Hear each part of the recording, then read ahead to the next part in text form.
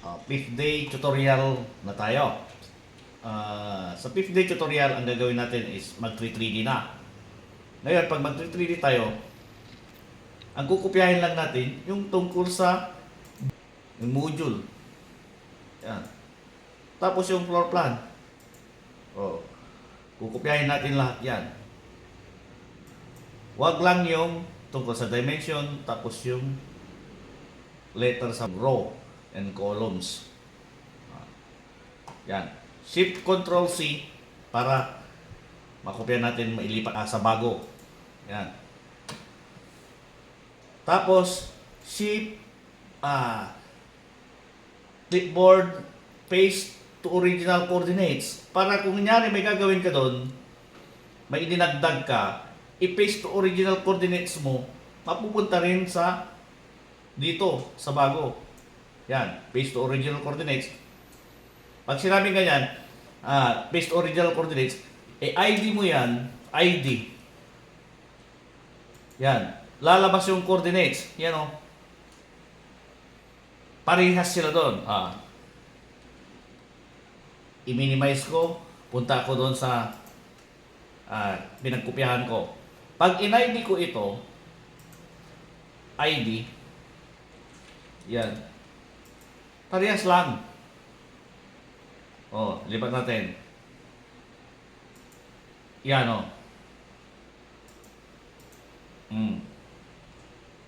Yan basahin mo mabuti, ilapit mo. I-zoom mo. Tapos, yung ito ay, ganon din yan. I-ID ko, parehas lang. Tingnan mo ulit sa kabila, yung may title block. Ito walang title block to, yung may title block ito ay F2. Yun. Di parehas. Kunyari, nagdagdag ako ng garahe dyan. Pinadagdagan ng garahe. I-copy ko yun. Tapos, paste ko dito. Paste to original coordinates. Mapupunta din dyan na nakadugtong na ng maayos. Yan yung tungkol sa coordinates to coordinates. Ngayon, try natin yung sinasabi ko, coordinates to coordinates. Kunyari, nagdagdag ako ng garahe dito. Example lang PL, tapos F8 para vertical, tapat ko, polar tracking, tapos close. Tingnan nyo. Shift Control C. Nasa drawing 1 tayo. Doon tayo sa 2D. Yan, hindi ko pa napangalanan kasi hindi ko pa na-save kasi. Doon tayo sa 2D. Yan. Right click, paste to original coordinates. Doon sa clipboard, paste to original coordinates. Yun. Pag titignan mo yung drawing 1, parehas lang silang meron na Yan. Yan yung coordinates to coordinates. Yan. Dilitin ko lang dahil hindi ko naman kailangan yan. Yan. Ngayon, dito sa floor plan, pag mag 3D tayo, alisin na natin yung mga hindi natin kailangan. Kagaya ng mga text, label, di ba? Yan. Alisin ko na rin yung hats dahil hindi ko kailangan yan. Yan. I-hide ko yung module. F7 ko para mawala yung mga grid lines dyan ay. Yan ang natira. Alisin ko rin to. Hats to Yan. Saan ako unang magtatrabaho? Natural. Foundation tayo. Kaya, gagawa ako ng layer. Layer negative column. Negative column. Yan yung below ground. Kulayan ko ng gray. Or number 8. Tapos,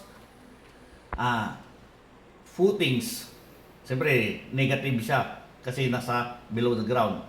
Kaya, negative column footings.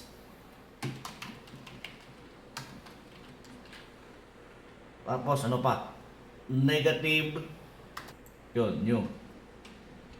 Negative wall footings. Ano pa? Negative gravel fill. gravel fill. Yan.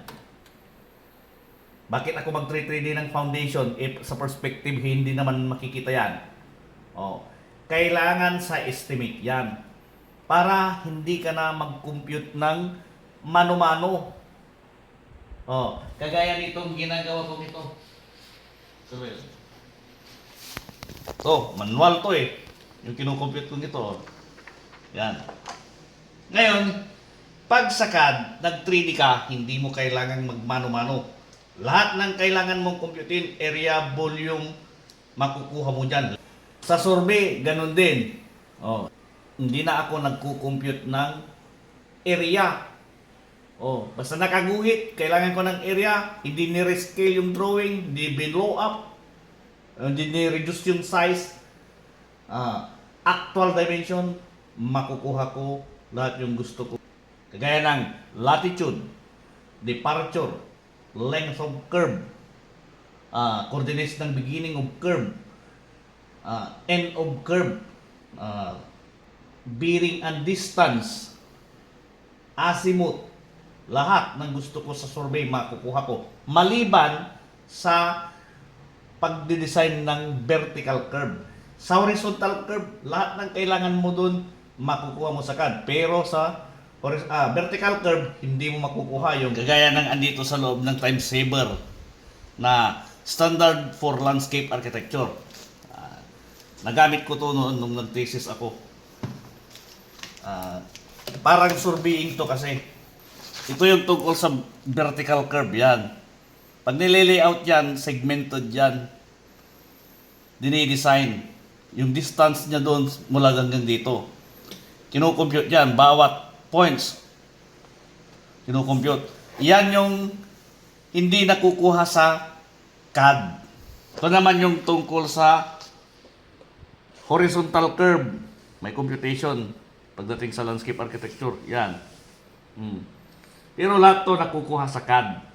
Maliban doon sa vertical curve. Horizontal curve ito, yung kanina vertical curve. Kaya may sample ako ng vertical curve sa computation ito. Yan o, asymmetrical vertical curve, symmetrical vertical curve, horizontal curve. Sinali ko na rin. Yan o. Yan. Oh. Pero dapat hindi ka umaasa sa CAD palagi dahil hindi naman lahat ng oras nasa harap ka ng computer. Oh, kailangan mo yan pag ang design mo ay medyo komplikado ang hugis. Oh, kaya dapat alam mo rin ang manual, alam mo rin kunin sa CAD. Ito pa ang mga example nung nag-survey kami. Yan. Oh. Yan. Ayan yung lote oh. Oh, ito yung mga shots namin. Ang instrumento noon, ang binibigay lang, azimuth distance. Pero pag pinlat mo yan, makukuha mo lahat sa CAD. Pero dito ay, gumawa ko ng manual computation. Yan. Mahaba. Mahabang gawin. Pati area computation yan. Area computation hanggang na buo ko lahat yung buong area nung sinorbe namin na ito pa isang example, azimuth distance ang binibigay ng instrumento. Yan o, ito yung mga shots.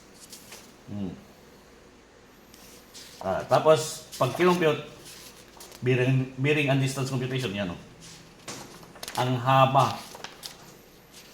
Pero tandaan mo, kailangan alam mo rin to maliban sa pagkuha sa CAD. Kasi sabi ko nga, hindi sa lahat ng oras nasa harap ka ng computer. Para pag tinanong ka sa site, alam mong i-compute. Kaya nga, isa sa major subject din ang surveying. May tatak yun sa curriculum ng architecture. May AR surveying. Kahit yung structural, ganun din. At iba pang engineering design. Kasi pag architect ka, dapat naiintindihan mo ang papasok na engineering design sa iyong architectural design para di masira ang iyong architectural composition and design. Huwag mo lang i-practice na parang Ikaw ang designer. Nang engineering design, di pwedeng ganun.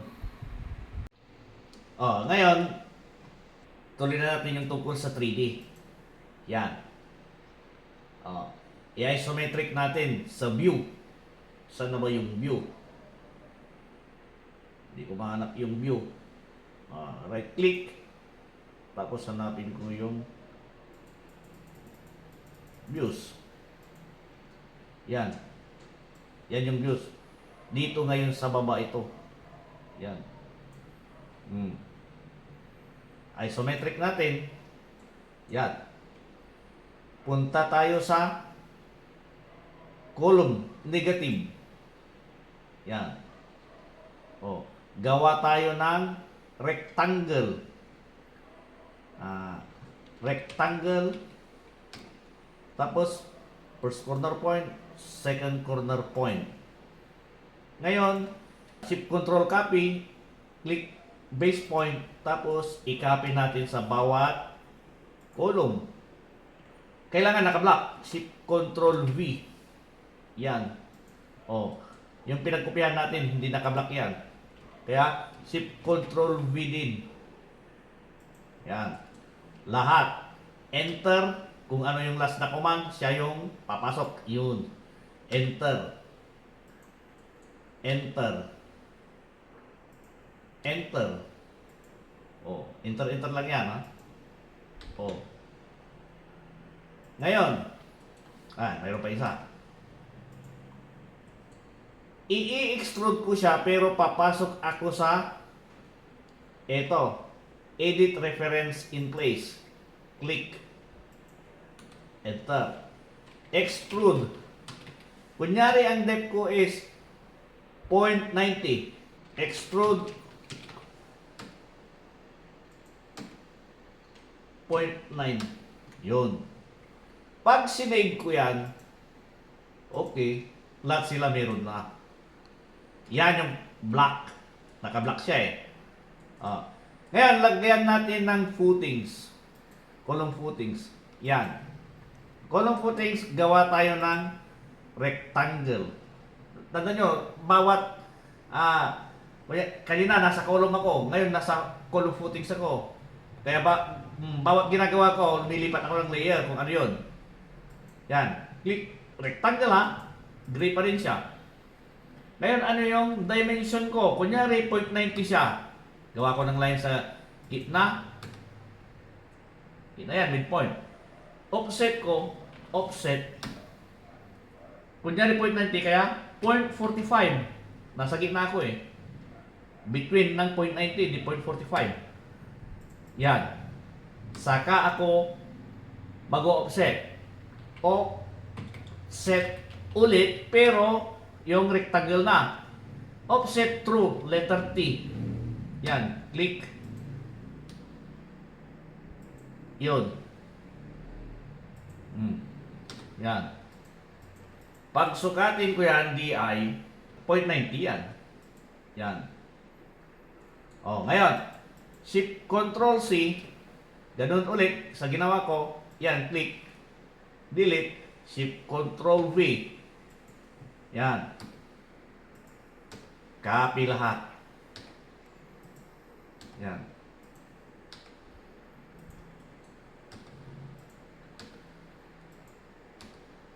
Yan. Tapos, pasukan ko ulit sa Edit Reference in Place. Click Extrude. Kunyari, 0.25 yung thickness ko. Pababa, 0.25. Yun. Sabay save. Okay, yun. Ngayon, anong isusunod natin? Yung negative wall. Di tayo nakagawa ng layer nun. Ngayon, gagawa tayo ng tungkol sa wall. Negative wall kasi below ground. Negative wall. Yan. Tapos, punta tayo sa wall. Negative. No wall. Kasi below ground nga.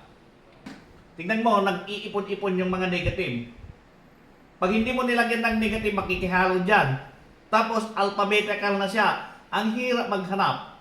Kaya negative. Oh, pag andyan na tayo sa layer na yan, rectangle lang. Yan. Hmm. Or kung gusto mo, direkta na. Polysolid tayo. Maglabas na tayo ng para sa 3D model na toolbars. Modeling. Yan.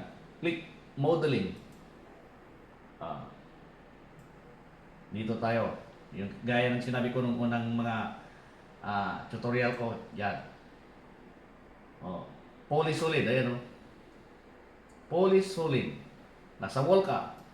Ngayon, anong sabi? Polysolid height. Sa height muna tayo. Height. Below ground, kunyari, dalawang hollow blocks, di point 40. Dalawang hollow blocks ang nakalubog. Yan. Height. Tapos width. 4 inches kunwari yung thickness ng CHB natin. Kaya 0.1. O, check mo, height is equal to 0.4, tapos width is equal to 0.10. Ngayon, pag mag-polysolid ka, ganito lang siya. Yan. Move mo. Yun. Copy-copy na lang. Kung parehas yung length sa kabila. Pero kung hindi parehas, may paraan. Yan. Oh. Kung dito ay, di ba, hindi parehas. Hindi, okay, parehas pa rin pala. Copy. Copy ulit. Yan. Parehas din to. Kasi hindi na natin ikakat. Yan. Ganon din doon. Sa dito. Click. Punta ko ng midpoint. Dahil naka-midpoint siya. Yan. Yan. Ngayon, ito, imi-mirror ko doon. 45. Mirror. Nasa top pa rin ako. Basang-basa ko. Kasi ito yung Y. Yan yung X. Ito yung Z. Nakatap pa rin ako sa top. Nakalagay pa rin ako sa top. Pinapakita rin no, top. Nababasa. Kaya, i-mirror ko siya sa kabila ng 45 degrees. Hindi ko makapa. Kung hindi ko makapa yan, nasa taas eh. Yun. Pwedeng ganon, no? Oh, ganon din ulit. Yun. Ayun na siya. Oh, pag seed modes natin yan, punta tayo ng visual styles. Yan. Pag sinade modes natin yan, yan, conceptual, pwede, di ba? Oh, tapos orbit ko. Hindi ko makita yung orbit. Right click, hanapin natin si orbit. Orbit, ayun. Orbit. Lumabas na rin si orbit. Kaya, lagay natin dito yung mga pang-view. Yan. Oh, orbit. Yun. Sumubra, di ba? Di ba, ang sabi ko, may remedyo yan. Pwede siyang slice, pero pwede rin ganito. Oh. Control. Hawakan mo sa gitna. Oh. Mag-highlight naman eh. Oh, yan, click. Oh, ilain ko. Doon. Oh. Tapos, pwede ko nang i-copy. Ulit. Yan. Doon ko kinuha. Doon ko rin ilalagay. Da? Saan pa? Dito.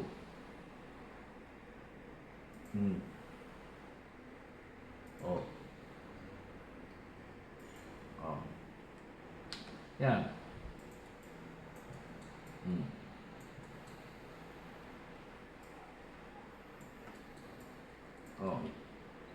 Meron pa to. Kaya, punta tayo sa top. Tapos, to the wireframe. Yan. Ito yung mali. Ang kinalagyan. Kaya, move natin. Pag mag-move ka, dahil 3D na yan, kailangan mo ng guide PL para totally horizontal siya. Yan. Move. Copy ko muna para may pakita ko sa inyo kung walang guide na polyline. Copy. Yan. Endpoint. Yan. Pag binove mo kasi yan, tingnan nyo orbit natin. Eksakto. Oh, pero pag ang ginawa mo wala yan, alisin ko ulit yan. Move. Kunyari, ang napindot ko yung nasa baba na edge dito. Kasi dalawa yan eh. Yung nasa top, tapos yung nasa bottom. Pag kilik ko yan, tapos minove ko na ganyan lang, may posibilidad na hindi tumama. O ngayon, dahil tumama, hindi nakatsamba. Pero may posibilidad na pwedeng andito yan sa taas na ganyan, nakaganyan. Kung sakaling ang nahawakan ko yung nasa baba, tapos minove ko kahit perpendicular siya pero nakataas na to. Pero pag ganyan yung nangyari, ang gagawin ko lang dyan, move. Kunyari ganyan yung itsura, yung sitwasyon niya. Ilan yung depth ko ba? Di ba? 0.4. Yan. Ganun lang. Tapos, yung kulang, hilain lang. Yan.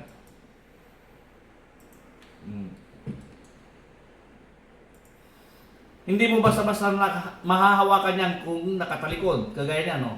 Hindi ko mahawakan yan. Pwedeng mahawakan pero pag wala,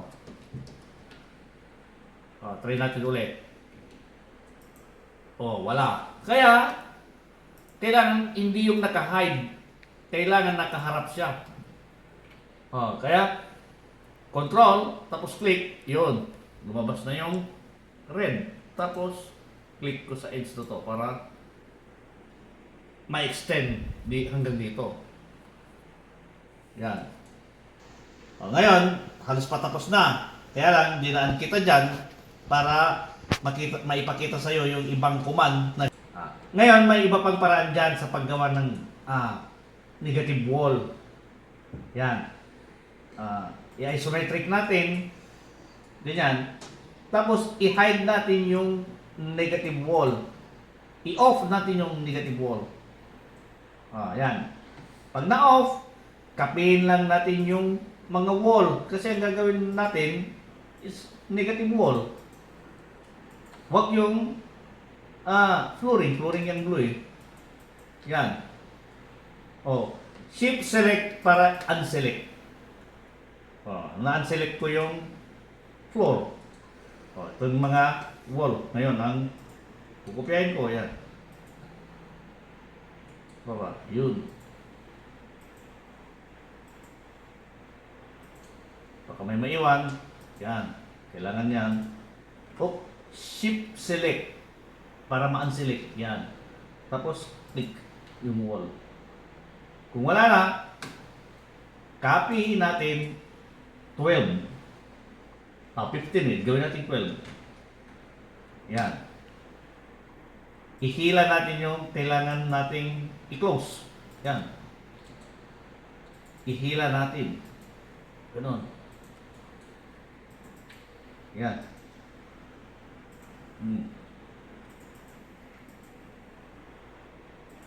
Wala namang opening sa negative wall.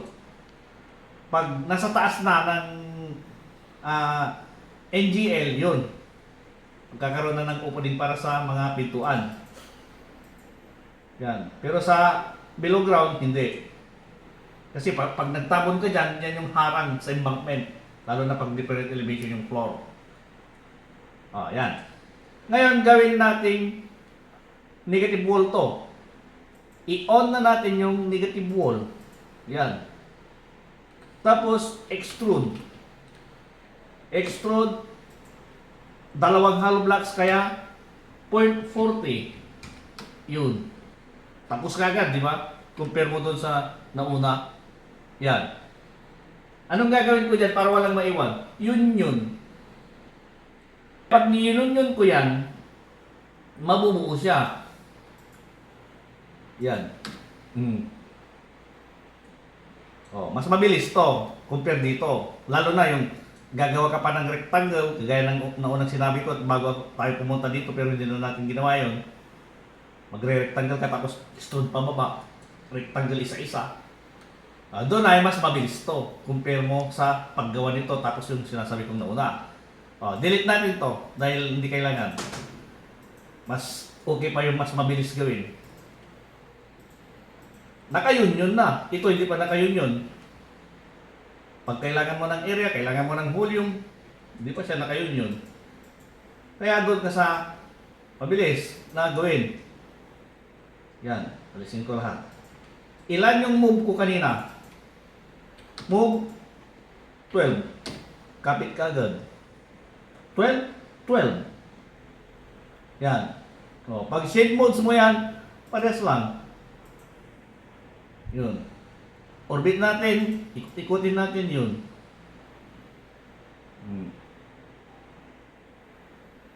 Yan. Ngayon, gawa tayo ng wall footing.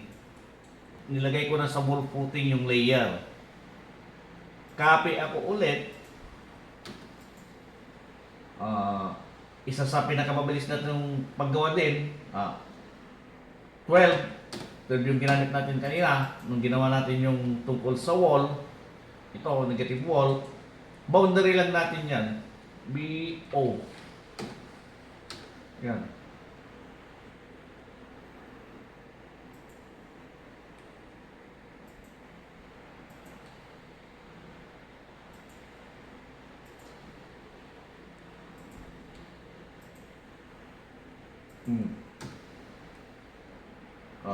Ngayon, 0.40 kung sakali, kunin natin sa gitna, 0.40 divided by 2 is equal to 0.20. 0.2 tayo, kasi 0.2 plus 0.2 is equal to 0.40. Ngayon, sukatin natin yung distance na i-offset natin. Ito yon. Yan, 0.15 daw. Kaya, mag-offset tayo, offset 0.15. Yan. Tapos alisin na natin yung natapos nating i-offset kung sakali. Kung sakaling hiwa-hiwalay yan, offset. Ngayon dahil hindi sila hiwa-hiwalay, huwag mo i-resend. Offset 0.15. Yan. 0.15 din to. Yan to.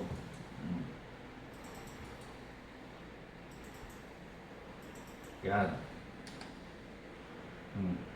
Ngayon, alisin na natin yung nasa gitna. Yan. Yung mga in-offset natin, pati yung 3D na kinopya natin. Hindi na natin kailangan. Yan. Yan.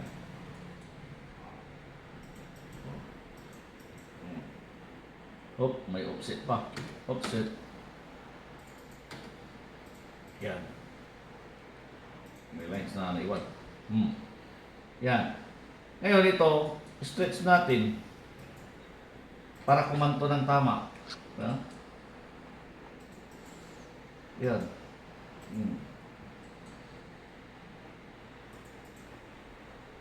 Stretch. Perpendicular. Stretch. Yan. Extrude natin ng 0.20. 0.2. Tapos union. Yan. Hindi natin na-subtract yung butas. Control Z. Subtract natin to. Ito. Kasi ganyan yan, no? Yun. Balik natin. Subtract. Yan. Click yung subtract. Tapos, ano sabi? Subtract. Select solid surface and region to subtract from. Yan, click natin to subtract from. Tapos surface and region to subtract, yung ibabawas. Yun. Buo na siya, Yan. Kaya pag scene modes mo yan, yun. Balik mo sa 2D wireframe. Yun na siya. Buo na natin. Yan. Tapos move 12. Yun. Bumalik. Kasi 12 nga, yung pinag-move natin kanina. Ngayon, ang location niya nasa taas. Yan. Tingnan natin yan, oh. Saan na ba? Ito. Yan. I-move ko siya papunta dito. Ito, 0.40. Ito, 0.20. 0.60. Kaya, move. Yan, 0.60 yan. 0.6. Pag titignan mo ngayon yan, makikita mo siya na actual foundation na. Yan, oh.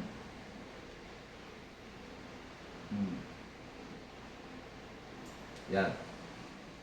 Tapos, yung kulang natin, kagaya nito, yung steps, tapos yung ends nito, may wall footing din dyan, may negative wall din, pati ito. Gawan natin. Sa top, gawa tayo ng polyline para malaman natin yung location ng negative wall. Ito. Yan. Mali yung na-snap. Hawakan natin sa grip. Yun, click. Yan. Ngayon, yung thickness ng hollow block is 0.1. Kaya offset tayo para makuha natin yung gitna 0.05. Kasi ipo-polysolid natin. Yan. Ganon din to. PL. Yan. Offset natin 0.05. Yan. Polysolid tayo. Gawa tayo ng tungkol sa negative wall, 0.1, 0.4. Punta tayo ng negative wall. Click natin siya. Negative wall dapat din. Polysolid, okay na yung settings. 0.4, 0.1.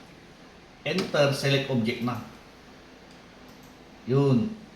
Sakto sa edge, tingnan nyo. Kasi nag-move tayo, nag-offset tayo ng 0.05. Ganon din ito, mapupunta sa dyan. Gitna kasi yan. Yun. Sa actual, itong footings na yan, binubuo na yan pag mga ganito. Sa footings, sa footings. Pero sa wall pa lang tayo eh. Yan.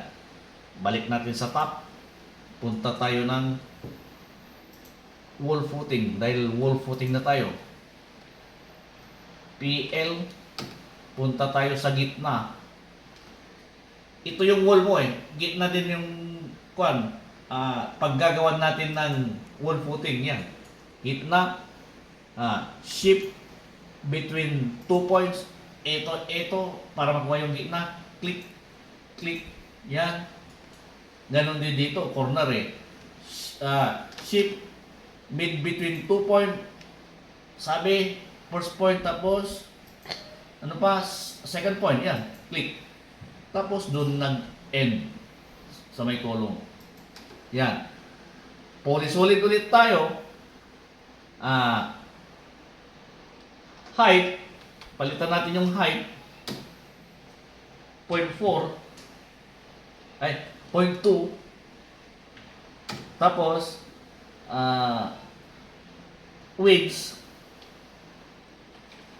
is equal to 0.4 object wall footing tayo ito yun click yun tapos ito din gawin natin ng polyline. Offset natin ng 0.05. Yan. Para makuha natin yung gitna. I-polysolid natin. Eksakto din sa gitna ng wall. Yan. Ngayon, tingnan natin sa scene modes. Yan. Buo na. Buo na yung wall footing. Wala nang butas. Kasi minsan, may butas dyan na 0.05. Kailangan mo nang ibuo. Kasi sa actual yun, pag in-excavate, yung lupa doon na 0.05 lang kunwari ang thickness, maano na yun. Kaya binubuo yan. Yan na yung tungkol sa foundation.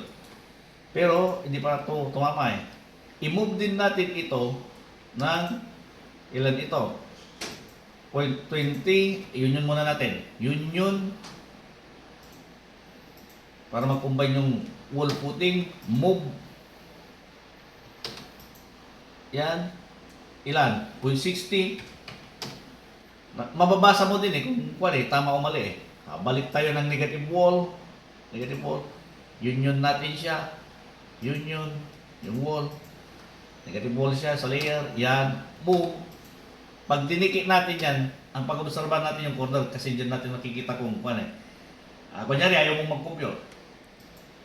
Yan. Tingnan mo dyan. Pag lumapa dyan, ilan yun? 0.4, 0.39, hindi 0.4. 0.4. Yan. Ngayon, lahat ng wall, i-union natin. Union. Yan. Tapos yung footings. Yan. Wall footing siya. Pag-click ko, wall footings. Ngayon ito, pwede na natin siyang kalasin. Kung wala na tayong gagawin dyan. Para bumuo din. Kasi maglalagay pa tayo ng gravel fill. Layer ulit tayo. Magdagdag tayo ng layer. Negative gravel fill. Yan. Mayroon na pala. Saan ba? Ayun. Kaya, hindi na to. Palitan natin para ma-erase. Ayan. Delete natin. Yun. Mayroon na parang gravel fill. Ngayon punta tayo ng front. Gagawa tayo ng gravel fill ng wall footing. Mirror. Mirror, click, tapos point 1. Point 2 yan eh. Kunin ko na sa gitna. Yan. Tapos slice, SL. Slice, click. Dapat totally horizontal kasi pag may inclination yan, ganun din ang slice. Kaya click dito ako. Click. Yan. Yan na yung tungkol sa gravel fill. Yan yung sa concrete ng wall footing. Click to, ilagay sa gravel fill. Yan. Mayroon na siyang gravel fill. Ngayon, ang lalagyan na lang natin yung column footing. Punta tayo ng column footing. Tapos, pasukan natin. Bago natin alisin sa pagkakablock. Yan. Punta tayo ng front. Yun. PL. Offset. 0.1. Pag i-slice natin yan. Mirror natin siya. Mirror. Click. SL. Select. Gravel fill dapat yan. Delete. Click. Punta tayo ng gravel fill. Lagay natin sa gravel fill. Yan. Ito, yung column footing na concrete. Tapos ito yung tungkol sa gravel fill niya. Ngayon, pag sinave natin yan, lahat meron na. Yun. Yan yung tungkol sa foundation. Yan. Ngayon, pwede na natin siyang i-explode lahat. Punta ka ng harap para mahawakan mo lahat. Alangan na, isa-isa-is mong ganyan. Pag marami yan, punta ka ng harap. Magkakalibel naman sila sa elevation, di ba? Tapos click X para sa explode. X. Union natin. I-select natin siya. Pero, union muna. Tapos, select na ganyan. Hindi pwede yung select na ganito. Yan. Kasi lahat ng nasagi niya, kukunin niya, kagaya niyan. Nasagi niya yung gravel fill. Nasagi niya yung column na yun, nag-highlight siya. Ito na nakarangan lang, kaya hindi nakikita. Pero yun ay, yung nasa harap nakikita. Yan. Kaya pag i-select mo, dapat yung ganito na select, yung continuous yung window niya. Inulit ko lang ulit. Click. Tapos, yun. Buo na sila.